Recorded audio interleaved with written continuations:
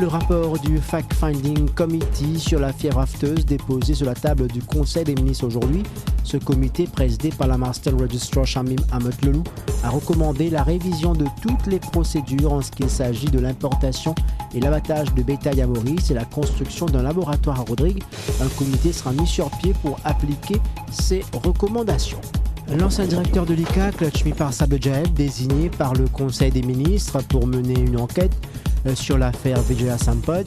Le salaire de l'ex-directrice de la Cardiac Unit a été évoqué au Conseil des ministres aujourd'hui et il a été convenu que c'est l'actuel Acting Assistant Solicitor General au State Law Office, Lachmi Parsa Bejaeb, qui devra enquêter sur le renouvellement du contrat de Vijaya Sampath et comment elle a bénéficié de cette augmentation de 100 000 roupies pour atteindre 323 200 roupies.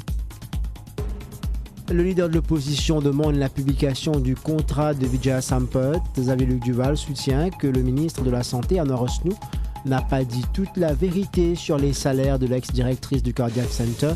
Face à la presse cet après-midi, le leader du PMSD a affirmé que tous ceux qui travaillent sur une base contractuelle pour le gouvernement touchent 25% de gratuité en plus de leur salaire.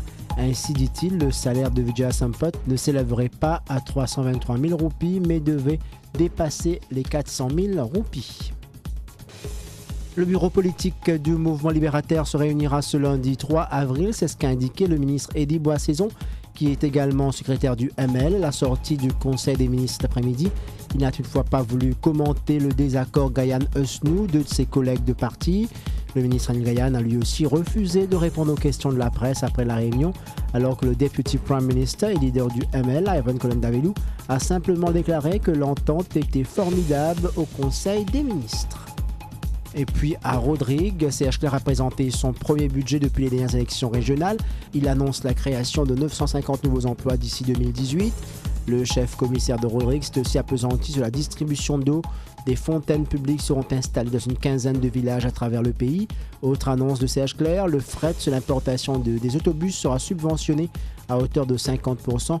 Ce présent budget s'élève à 3,4 milliards de roupies.